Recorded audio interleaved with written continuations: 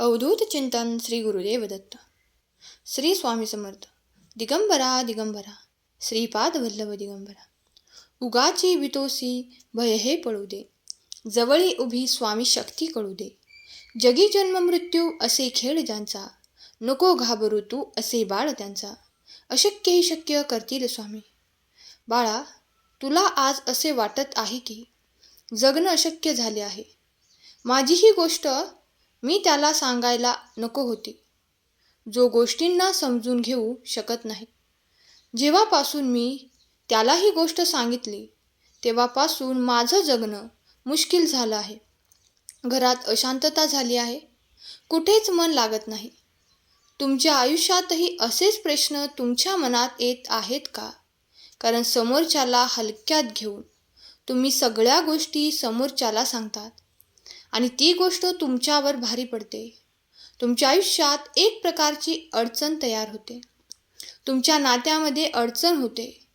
तर आता आपण या संदेशामध्ये ऐकणार आहोत त्या गोष्टींचा तुम्हाला काहीही झालं तरी समोरच्याला सांगायच्या नाहीत, मित्रांबरोबर शेअर करायच्या नाहीत, जोपर्यंत तुम्हाला पूर्ण खात्री होत नाही की तुमची गोष्ट तिसऱ्या व्यक्तीपर्यंत किंवा बाहेर जाणार नाही.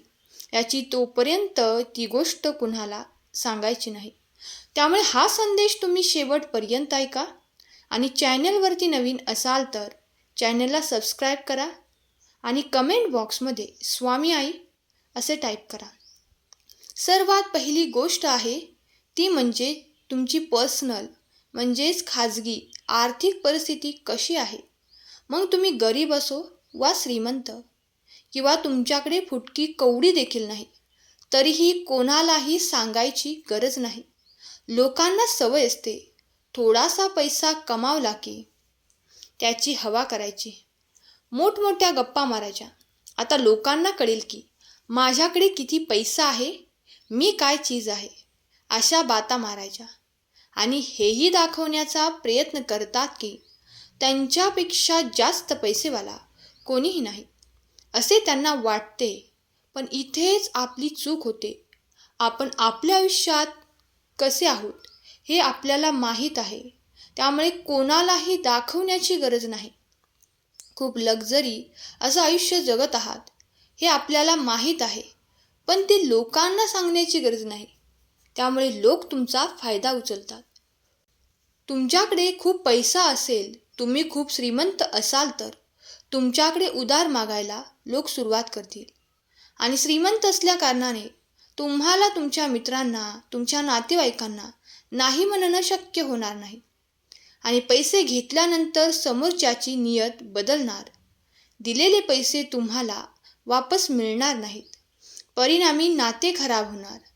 आणि याउलट जर तुम्ही खूप गरीब असाल, तुमची परिस्थिती खूप बिकट असेल, तर अशा वेळेस जर तुम्ही ती 4 लोकात मित्रांना सांगितली तर तेच नातेवाईक आहेत, तेच मित्र आहेत, ते आपल्याला त्यांच्यापासून दूर करतील, नावे ठेवतील आणि ते सुद्धा आपल्याजवळ येणे बंद करतील, तुमच्याशी संबंध तोडतील. कारण आपल्याजवळ अजिबात पैसा नसणे हे देखील लोक अजिबात मान्य करणार नाहीत. म्हणून आपली आर्थिक परिस्थिती मग ती चांगली असो किंवा खराब असो, अतिशय वाईट बिकट असली तरी कोणालाही सांगायचं नाही. ते आपल्या मनात आपल्यालाच माहीत असू द्यायचं. आपल्या घरातील, परिवारातील भांडणे, तक्रारी अशी कुठलीही गोष्ट जी बाब लोकांसमोर आल्यानंतर तुम्हाला अपमान सहन करावा लागेल, अशा गोष्टी तुम्ही घराच्या बाहेर इतर लोकांना सांगता कामा नये. कारण घरातल्या गोष्टी, आपापसातली भांडणे, तक्रारी या घरातच राहायला पाहिजे. त्यातच आपले भलं आहे. त्या बाहेर सांगून बाहेरची व्यक्ती ते सोडवायला येत नाही. आपापसात भांडणं सोडवल्यानंतर गोष्टी घरातच राहतात आणि बाहेरच्या लोकांसमोर आपल्याला अपमान सहन करावा लागत नाही. हे लक्षात ठेवा. आपल्या घरातील लोकांचा अपमान व्हायला सुरुवात होते जेव्हा आपण आपली भांडणे बाहेर सांगतो. सगळ्याच घरात भांडणे होत असतात, तक्रारी असतात. पण त्या घरातल्या घरात सोडवल्या तर बाहेरच्या लोकांमध्ये आपलं हसू होत नाही. म्हणून घरात किती भांडणे झाली तरी, तक्रारी झाल्या तरी घरातील गोष्टी या बाहेर सांगू नका. सहमत असाल तर होय स्वामी सहमत आहे कमेंट करा आणि या भक्तिमय चॅनलला सबस्क्राईब करा. बाळा, आपल्या मित्रांचे, आपल्या जवळच्या व्यक्तींचे गुपित आपण इतरांना सांगता कामा नये. आपल्या जवळच्या व्यक्तीने एखादी गोष्ट विश्वासाने आपल्याला सांगितली तर त्या व्यक्तीचा विश्वास आपण तोडता कामा नये. त्याने विश्वासाने तुम्हाला ती गोष्ट सांगितली आहे, तेवढाच विश्वास आपण सुद्धा त्यांच्यावरती ठेवायला पाहिजे. आणि तुम्ही तिसऱ्या व्यक्तीला एक गोष्ट सांगा, तुम्ही कुणाला सांगू नको असे म्हणता, सगळीकडे ती गोष्ट पसरवता आणि ती गोष्ट पुन्हा जवळच्या मित्राजवळ येऊन पोचते. अशा वेळी आपलं नातं टिकून राहील का? विश्वास कायम राहील का? नाही ना. हा विश्वास तुमच्यावरून उडता कामा नये. तुमच्यातला विश्वास कायम राहू द्या. तुमचे मित्र, तुमचे नातेवाईक तुमच्यापासून दुरावली जाऊ नये म्हणून आपल्या जवळच्या व्यक्तींची गोष्ट, त्यांची गुपिते इतर लोकांना सांगू नका. आपण चुगलीखोर होतो. आधीच कोणाची प्रायव्हसी डिस्टर्ब करू नका. जे काही तुम्ही काम करत आहात त्या कामाशी संबंधित असलेल्या अडचणी तुम्ही इतरांना सांगतात.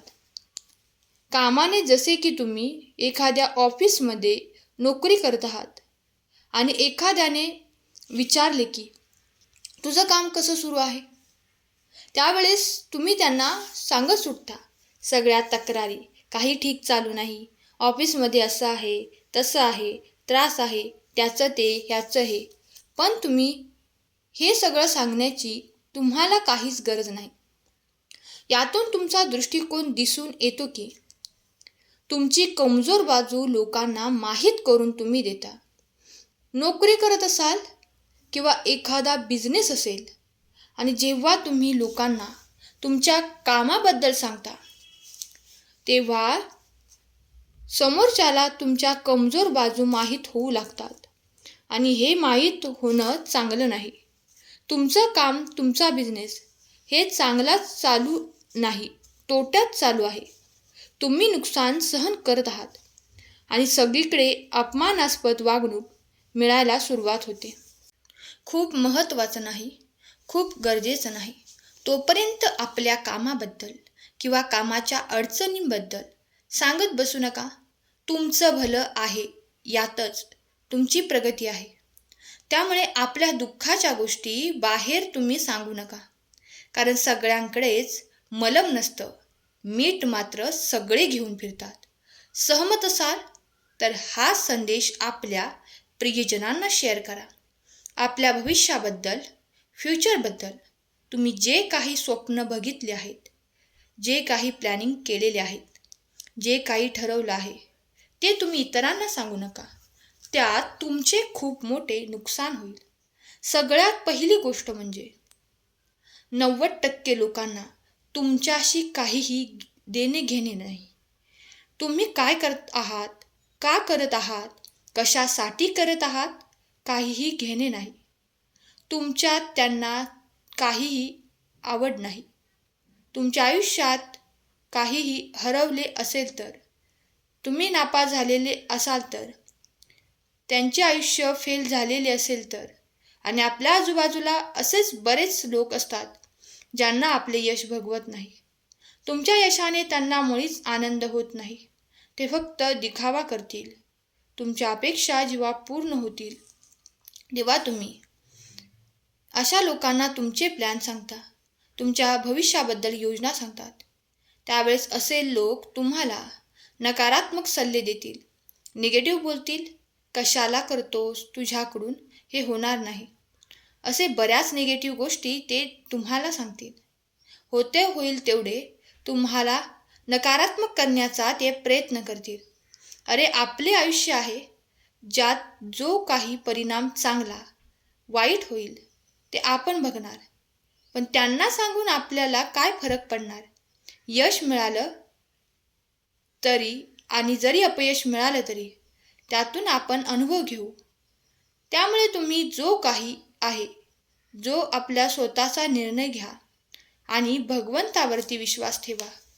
आजचा संदेश शेवटपर्यंत ऐकल्याबद्दल धन्यवाद. केलेली सेवा स्वामी माऊली चरणी अर्पण करते. श्री स्वामी समर्थ. जय जय स्वामी समर्थ.